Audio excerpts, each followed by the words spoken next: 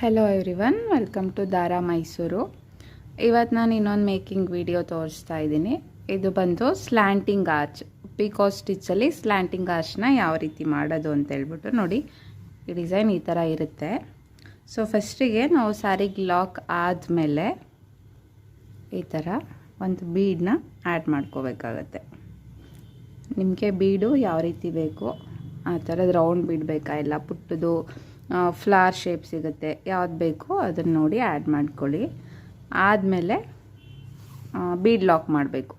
Bead lock ಮಾಡಿಬಿಟ್ಟು ಸೂಜಿ ಮೇಲೆ 2 ಸರಿ ದಾರ ತಗೊಂಡು ಇದು ಟ್ರಯಾಂಗಲ್ ಶೇಪಿಗೆ ಬರೋ ಥರ ನೋಡಿ ಸ್ಯಾರಿಯಿಂದ ದಾರನ ತೆಗೆದು ಟ್ರಿಪಲ್ ಕ್ರೋಶೆಟ್ ಮಾಡಬೇಕು. 2ರಲ್ಲೊಂದು 2ರಲ್ಲೊಂದು, ಆಮೇಲೆ ಈ 2ರಲ್ಲೊಂದು. ಇದಾದಮೇಲೆ ನಾವು 2 ಚೈನ್ ಹಾಕ್ಕೊಳ್ತಾ ಇದ್ದೀನಿ ಫಸ್ಟಿಗೆ. ನೆಕ್ಸ್ಟು ಸೂಜಿ ಮೇಲೆ ದಾರ ತೊಗೊಂಡು ಅದ್ರ ಪಕ್ಕನೇ ಇನ್ನೊಂದು ಡಬಲ್ ಕ್ರೋಶೆಟ್ ಮಾಡ್ತಾಯಿದ್ದೀನಿ. ಡಬಲ್ ಕ್ರೋಶೆಟ್ ಮಾಡಿ ಆದಮೇಲೆ 1 2 3 ಚೈನ್ ಮಾಡಿ ಅದನ್ನು ಅದೇ ಕಂಬಕ್ಕೆ ಹೋಗಿ ಲಾಕ್ ಮಾಡ್ತಾಯಿದ್ದೀನಿ, ಪಿಕೋ ಸ್ಟಿಚ್ಚು. ನೆಕ್ಸ್ಟ್ ಮತ್ತೆ ಸೂಜಿ ಮೇಲೆ ದಾರ ತೊಗೋಬೇಕು, ಡಬಲ್ ಕ್ರೋಶೆಟ್ ಮಾಡಬೇಕು, ಮತ್ತು 1 2 3 ಚೈನ್ ಮಾಡಿ ಅದೇ ಕಂಬಕ್ಕೆ ಹೋಗಿ ಲಾಕ್ ಮಾಡಬೇಕು. ಮತ್ತು ನಮಗೆ ಆ ಟ್ರಿಪಲ್ ಕ್ರೋಶೆಟ್ ಲೆಂತ್ ಏನಿದೆ ಆ ಲೆಂತಲ್ಲಿ ಎಷ್ಟು ಕಂಬಗಳನ್ನ ಫಿಲ್ ಮಾಡೋಕ್ಕಾಗತ್ತೆ ಅಷ್ಟು ಕಂಬಗಳನ್ನ ನೋಡಿ ಮಾಡಿ, ನಿಮ್ಮ ಮೆಜರ್ಮೆಂಟ್ಸ್ಗೆ ಎಷ್ಟು ಕಂಬ ಕೂರುತ್ತೆ ಅಷ್ಟು.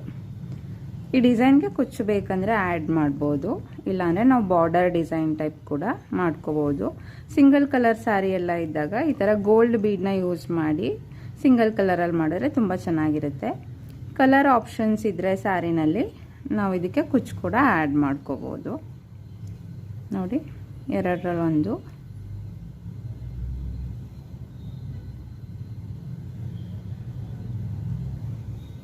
ಸೂಜಿ ಮೇಲೆ ದಾರ ತಗೊಂಡು 2ರಲ್ಲೊಂದು 2ರಲ್ಲಿ 1 ಮತ್ತು 3 ಚೈನ್ ಮಾಡ್ಕೋಬೇಕು.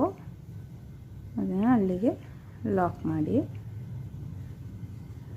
ಮತ್ತು ನಾನು ಇನ್ನೊಂದು ಆರ್ಚ್ ಕಂಬ ಮಾಡ್ಕೊಳ್ತಾ ಇದ್ದೀನಿ. 1 2 ಮತ್ತು ಚೈನ್ಸ್ ಮಾಡಬೇಕು.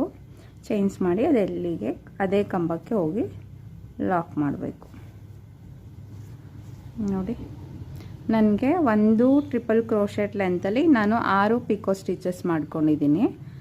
ಮತ್ತು ಇದು ಎಲ್ಲಿಗೆ ಬರುತ್ತೆ, ಈ ಕಂಬದ ಹೈಟ್ ಏನಿದೆ ಅದು ಎಲ್ಲಿಗೆ ಬರುತ್ತೆ ಅಲ್ಲಿಗೆ ನೋಡಿ ಸ್ಯಾರಿಗೆ ಲಾಕ್ ಮಾಡಬೇಕು ಡೈರೆಕ್ಟ್. ಈ ಡಿಸೈನ್ ನೋಡಿ ಈ ಥರ ಬರುತ್ತೆ, ತುಂಬ ಚೆನ್ನಾಗಿರುತ್ತೆ. ಸಿಂಗಲ್ ಕಲರ್ಗೆಲ್ಲ ನಾವು ಗೋಲ್ಡ್ ಕಲರ್ ಬೀಡನ್ನ ಯೂಸ್ ಮಾಡಿದಾಗ ಅದು ಹೈಲೈಟ್ ಆಗುತ್ತೆ. ಬಾರ್ಡರ್ ಡಿಸೈನ್ ಥರ ಮಾಡಿದಾಗ ತುಂಬ ಚೆನ್ನಾಗಿ ಕಾಣಿಸುತ್ತೆ. Thank you.